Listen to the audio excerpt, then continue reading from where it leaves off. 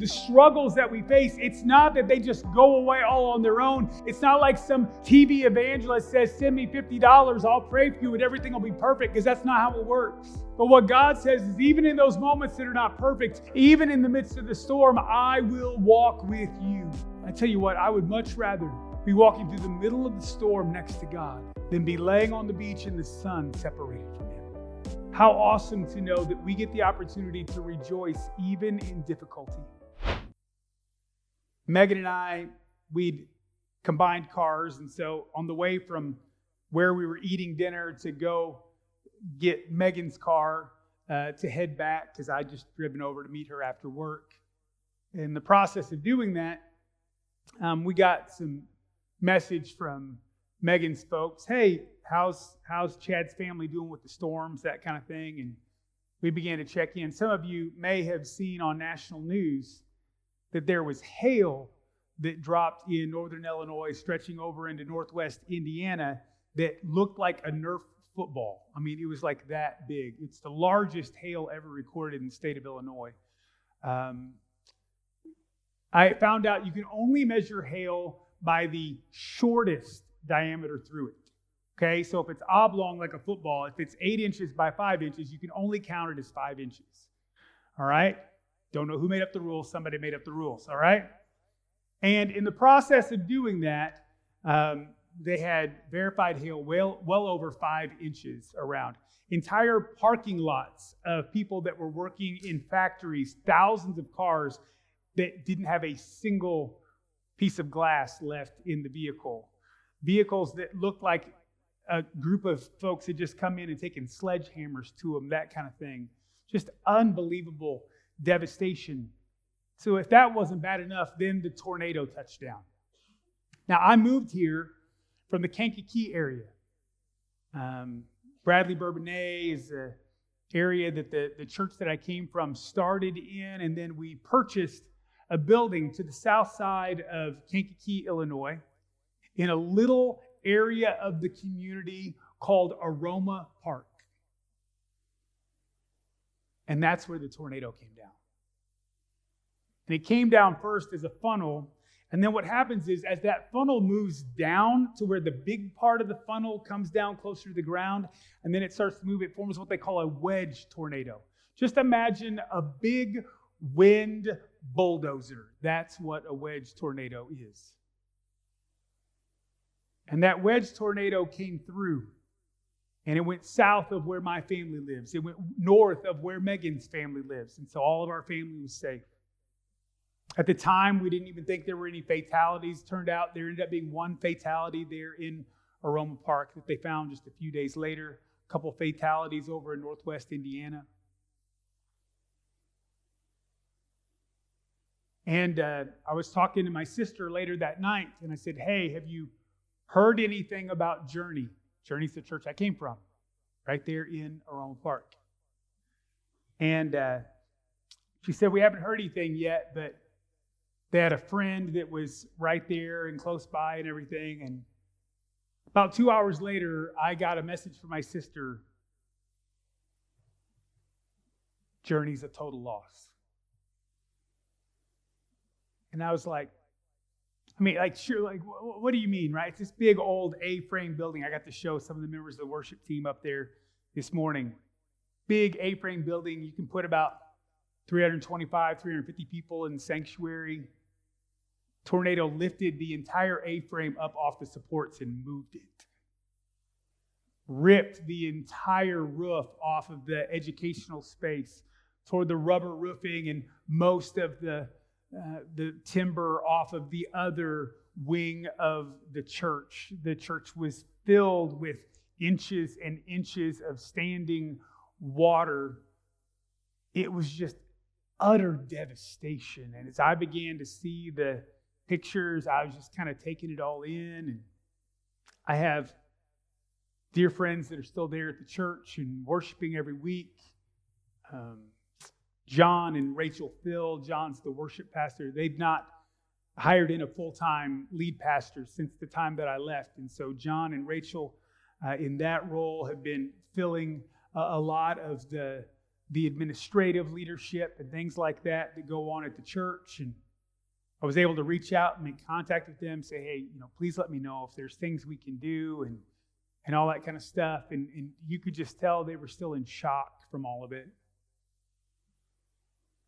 Then the pictures began to roll in, and I began to see it. And one of the things you need to know about that particular building is that when we bought that building, it was not pretty.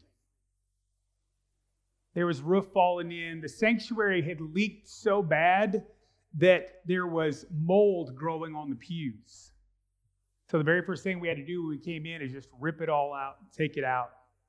We wanted to go replace the flooring and had to get it tested because it's those old small tiles. Everybody knows what's in those old small tiles, right? Well, they tested it for us. They said, hey, we got really great news. The tile doesn't have asbestos. Yes. Said the bad news is the glue does. Like, are you kidding me? So we had to go in and we patched in holes, and then we laid new flooring over top of it so nothing got disturbed. And so there was a group of 10 or 12 people that for a week straight was laying vinyl plank flooring throughout that entire building. We went in and repainted the whole deal. We purchased chairs to go in there. We put in the sound system. We created kids worship space and preschool worship space. And we did all those kinds of things, and it was all sweat equity kind of stuff. Doing things on a shoestring budget so that then we could have other money left over to do ministry in the community, because we understood at that time that the church was not about a building. The building was a tool so that we could be the church.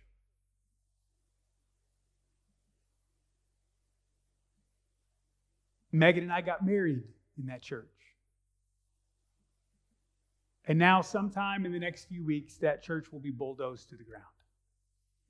All the work bulldozed to the ground. All the stuff.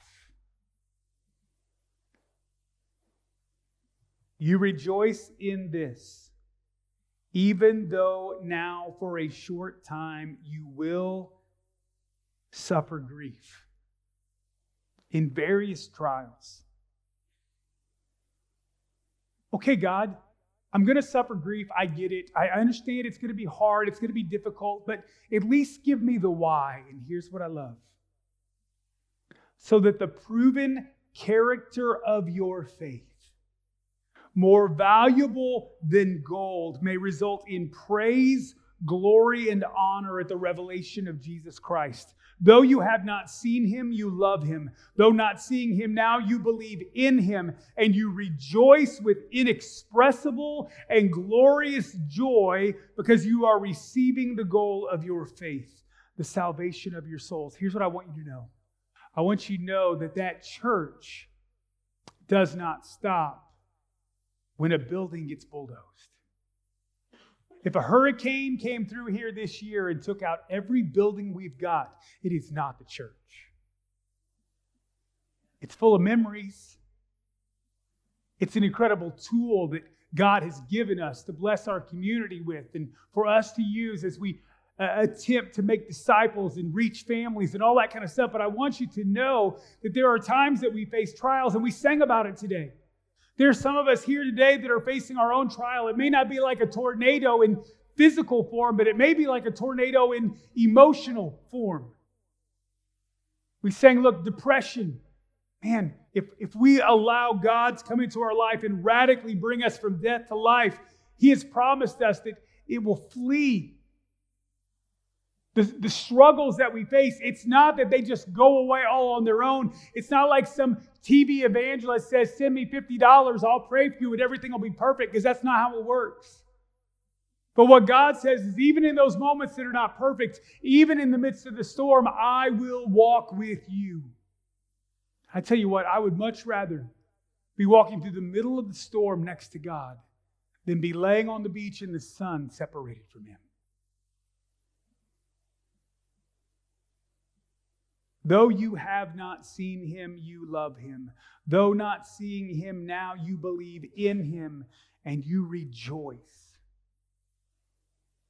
How awesome to know that we get the opportunity to rejoice even in difficulty. Very first song that we sang today Very first song we sang said, dancing on the grave that I once lived in. Now, I can tell some of you haven't danced in a minute or two, okay? But I want you to think back to that moment of joy that you had where all of a sudden you couldn't help but do a jig. You ever seen a parent watching their child take their first steps? Don't tell me that's not a dance as they run over to grab them and lift them up. Favorite team wins the championship. Do the dance.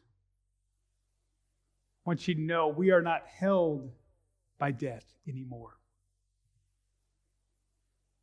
The worship team's going to come as we close out our time today. But here's what I want you to know.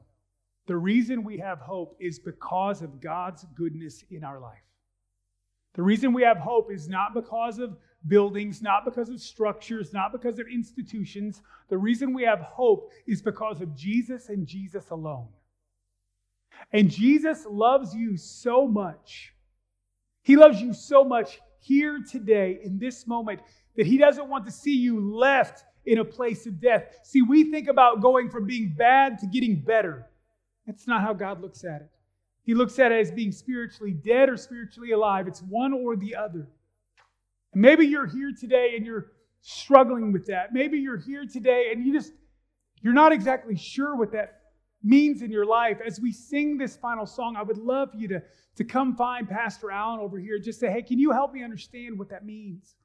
He would love to share about the goodness of God, the love of God that is extended to each and every one of us.